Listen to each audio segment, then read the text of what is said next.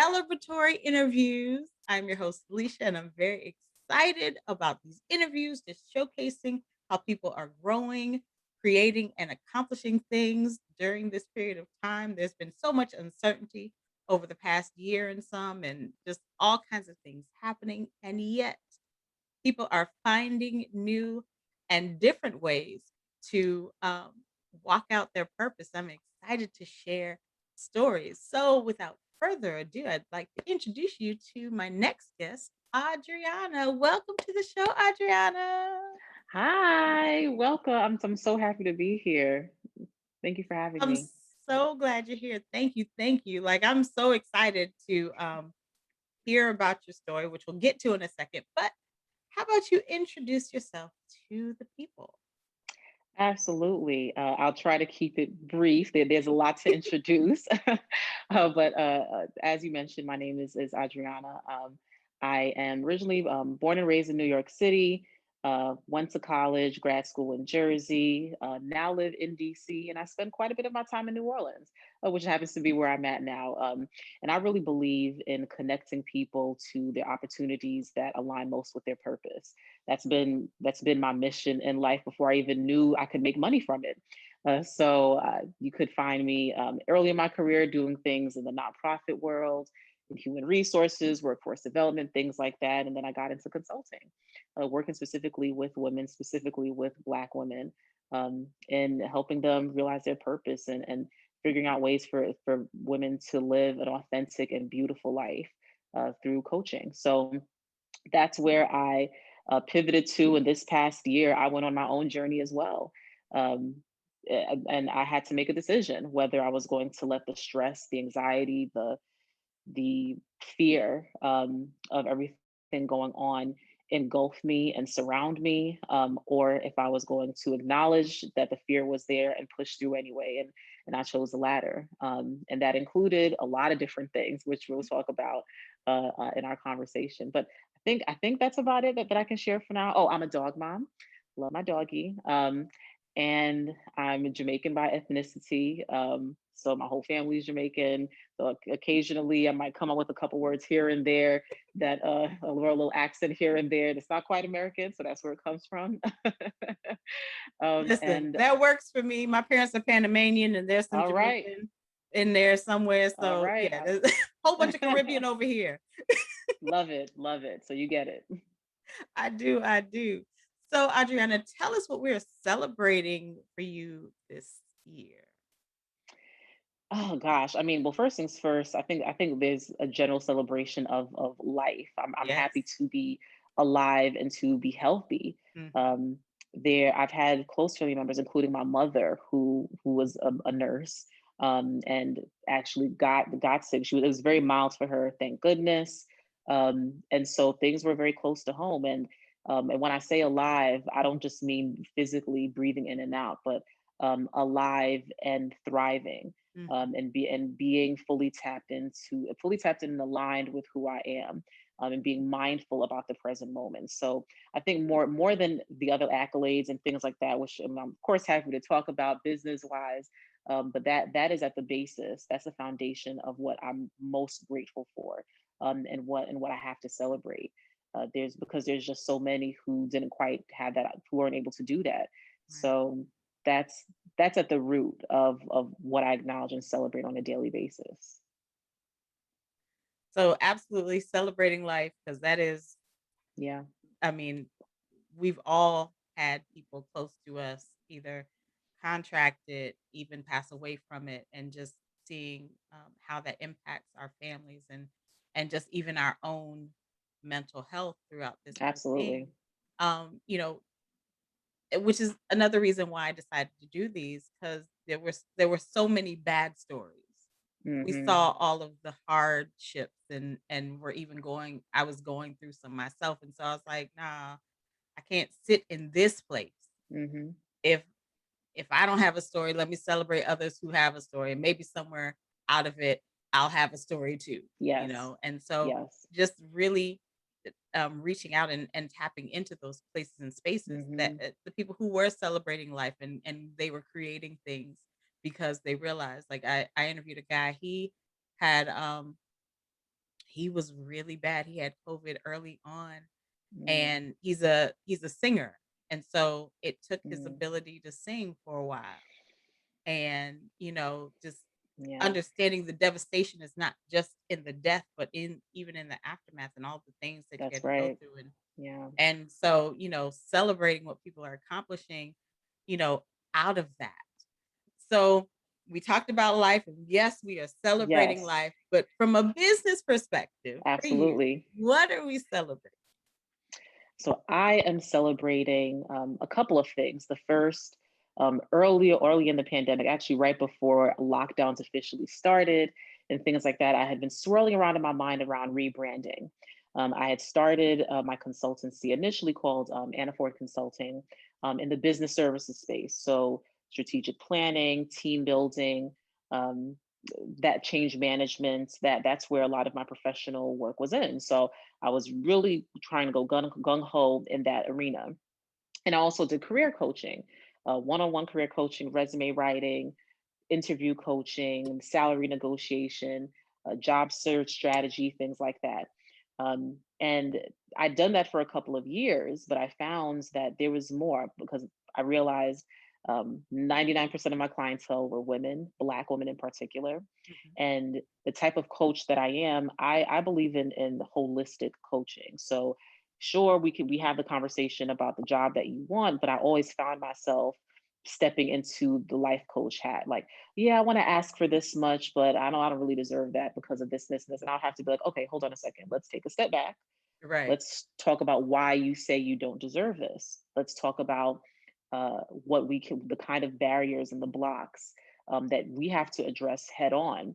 Because I can tell you the script, I can tell you what to say, but you're not going to be able to sell it and believe it if you are saying with your chest that you want, for example, a six-figure salary, if in the back of your mind you're saying, I don't deserve it, because it's gonna come across. And so Right. I realized there's a lot more here. So I had been thinking around the name, around the services I would offer, if I was quote unquote doing too much, if the market was oversaturated, if people would be interested in what I wanted to offer and what I was trying to do.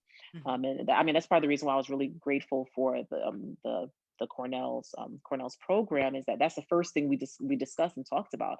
What are some of these barriers? What are some of these limiting beliefs that you have? And so, long story short, about a year ago, I decided on the name and decided on the services I wanted to offer, and really started taking things seriously with a marketing perspective, with connecting with people, and really started to see a lot of growth in a short amount of time. And I improved my education, officially getting certifications in digital marketing, image consulting, and life coaching. So really, I could have the education to back me up. And I would say one of the biggest wins, outside of having a successful rebrand, seeing the business grow, having returning clients who are just well on their way to living this life, the life that they've always dreamed of. But there's one in particular that always sticks to me, which is someone who I had been working with, and she was in such a, I want to say she was in such a transitionary place. She would have called it a low place, but I think that there's lows and then there's periods of transition, and that's where she was. And we talked about a plan. What's something? What do you have to do? What's 3 steps do you have to take in order to realize this vision? And within 6 months, she'd gotten a promotion, got a new place, made the long overdue decision to end a relationship that she was in that was really not great for her or nor great for where she wanted to be. Um, and got into a new relationship. And we'd had a heartfelt conversation where she just shared just how transformative working with me was. And I tried to move attention from myself when I have those conversations, because it's not me. I'm not the savior. It's you. I'm just here to help unlock the power within yourself and to help you see the vision for yourself and take those steps. And so when I think about all the clients that I've had, I mean, I'm proud of all of my clients. I think, but primarily because she was one of the earliest ones, Mhm. and things happened so dramatically that I always think, I think back to our conversations. I think back to where she started. And I would say over the last year, that's been one of the proudest moments that I got to be a witness to someone who found their light again, and was able to move forward and walk in her purpose and really live that beautiful life that she didn't think she deserved. And I think that's so amazing, especially about coaching someone through a process and just Hmm. seeing their transition Yeah, and seeing them like that aha moment, like, oh, this is yeah, this is what I saw that, whether you're afraid to get there or you just, hmm, you saw so many obstacles, but then you were able to get through those obstacles, get through those yeah, oppositions, and then, arrive at, you know, this particular destination, which is what you saw. And now you can see even further. So I think that is so amazing. I'm really big on process yes, and, progress in your process. So that is so exciting to me. yeah, So you said you were doing this before, but did you yes. see yourself rebranding and kind of changing and shifting and pivoting um, beginning of last year? So the short answer is I saw it because I had felt that it was time to maybe make some adjustments, but I didn't know that it would be what it is now.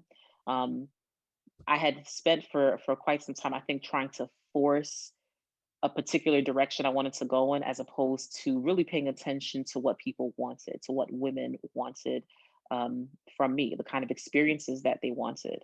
And so it was about, for me, listening to the market, although the market kind of sounds kind of distant or cold, but it was really just listening to women, listening to my ideal customer, my ideal client, and hearing them say, well, listen, number one, I've never invested in myself in this way before.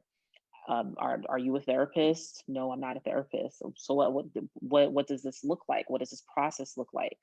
And really, I let things take their natural course and stop trying to force what I thought was the best approach.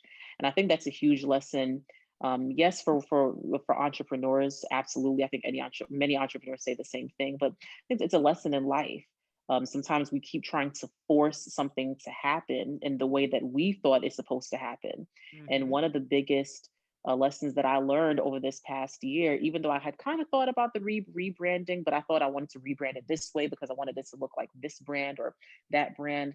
But ultimately, it was, let me focus on my goal. My goal is to help as many women as possible unlock their potential and live their purpose in a beautiful and authentic life. So if that's my purpose and that's my goal, if I keep hitting certain barriers and roadblocks, the problem isn't the goal. The problem is my plan. So I have to Mhm. change the plan and make those Mhm. adjustments. And that's what I did. That's awesome. Yeah. So in your process, what was your greatest hurdle and how did you overcome it?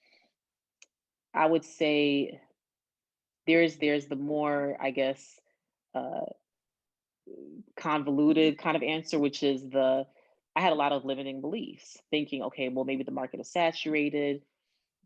Maybe people won't necessarily get what I'm trying to give, because I offer several things and I have to nail down only one thing that to offer as a service. Um, just kind of having a lot of those internal blockages and not being comfortable stating that, no, this is what I offer, this is what I do, and this is what I'm good at. So it was working on myself and really my the confidence to be able to articulate it clearly and boldly. Mhm. This is what I do, and this is what I'm good at, and here are the results. So that's the more, I guess you could say, personal centered barrier. On a more systematic level, it was marketing. And to be honest, marketing is still something I'm continuing to work on, in terms of getting it to where I have systems in place. It's a smooth and regular process. But marketing is a challenge, and I think marketing is a challenge for a lot of more big idea people, which I am. I'm an ideas person. I have lots of strategies, which I'm good at. But when you step into a space like marketing, which is why I got the education, Mhm. um, I didn't know. Okay, am I posting on Twitter, on Instagram? What am I gonna do? Until so it got to the point where I was like, you know what, this is ridiculous. I need to outsource. I can get as much education as I want, but I'm gonna have to outsource some of this stuff. So Mhm. I put out an SOS in a couple of trusted groups that I'm in, and I began working with a young woman who's still in college. Actually, she's in her last year in college, and she's a social media maven. And my following, as far as on Instagram, went from zero because I thought I was just doing a bunch of stuff, and she grew my engagement, um, relatively quickly.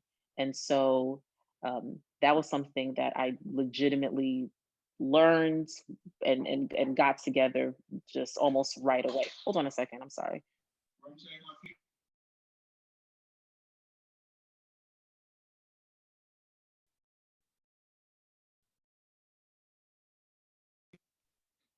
Sorry about that.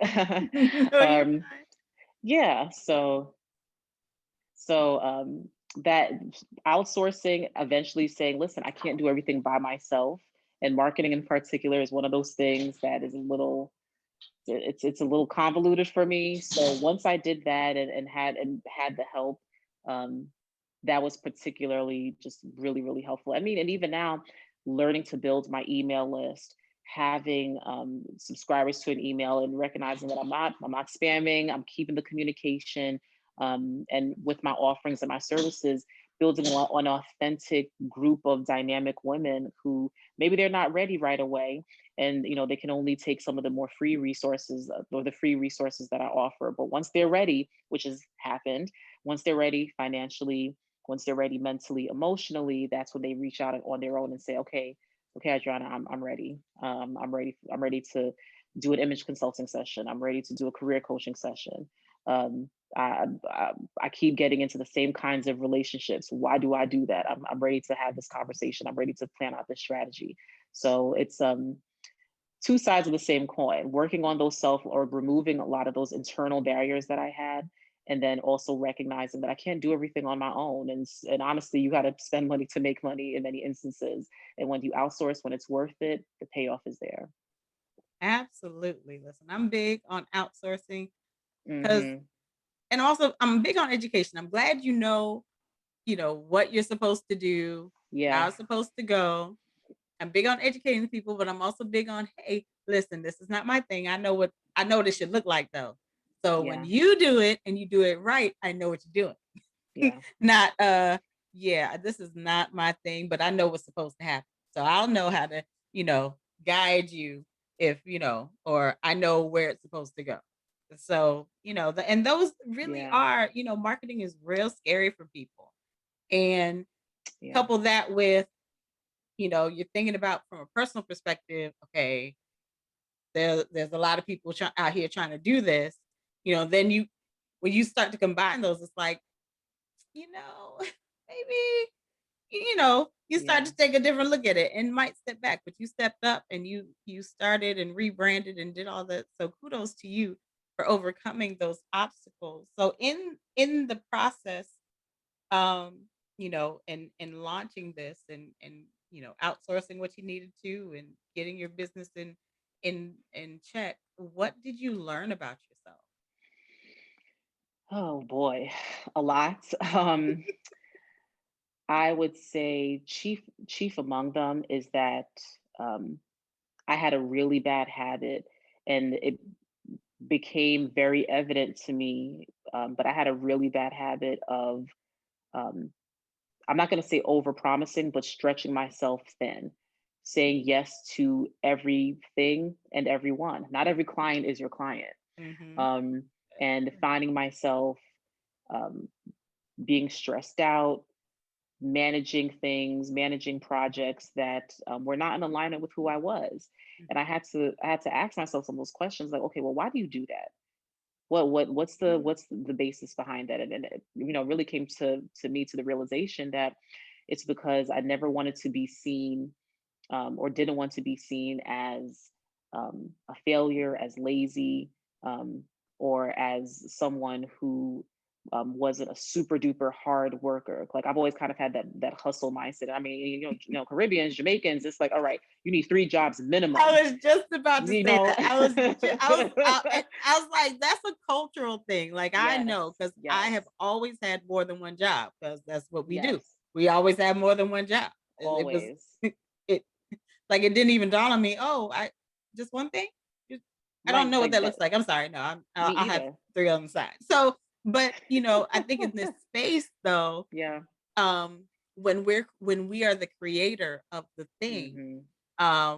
we find ourselves trying to do all of the things in the thing we created versus understanding that we are the creator to bring in people Yep. to do some of the things that we don't need to do. We have the overall vision, but we have people who can tap into that vision and even take us further in that space. So, you know, that is also Yeah. a curveball, but a great thing to light bulb about Hmm. while we're in the process. Like, oh wait, I grew up thinking that this was like it had to all be me Yeah. because we've seen our parents, cousins, uncles, aunts doing all of the things and understanding we know how to do all of the things. We don't have to do all of the Yep. things. So I mean that listen, let me write that down. I'm still working on that particular lesson. See, it's no, it's, but it's real. It's real because it's like this natural inclination to say, "Oh yes, I can do that." No, no, no, I don't need to pay anybody. I can do it. I can learn. And you find that while you may be able to do it, you're not doing it as well as perhaps someone else Right, could.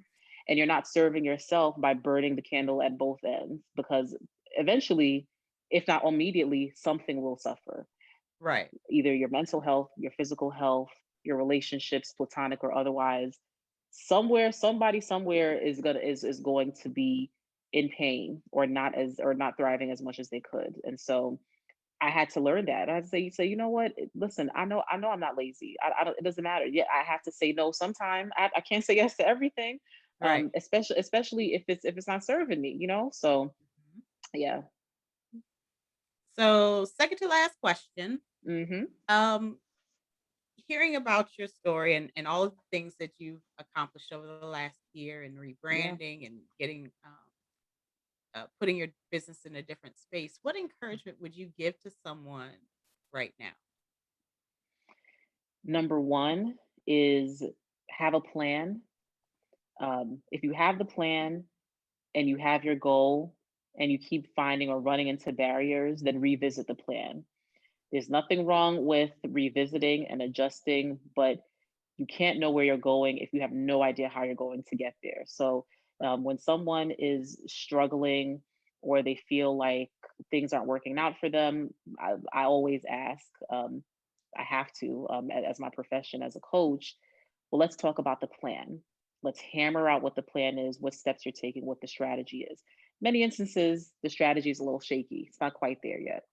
So that would be the first thing. The second would be authentic. And I know it may sound cliche, be yourself, you can find it on a bumper sticker somewhere or in some home decor, but really it's true. Being authentic has saved me, particularly over this last year when the vast majority of time that I've spent has been by myself, Mhm. um, where I was able to quiet out a lot of the fluff, a lot of the extra noise, because I had to be clear on who I was and what it is I wanted to do. Right. So social media, family, friends, in many instances, they can serve amazing purposes, connect us to our goals, provide encouragement, inspire us, but they can also provide a lot of distraction.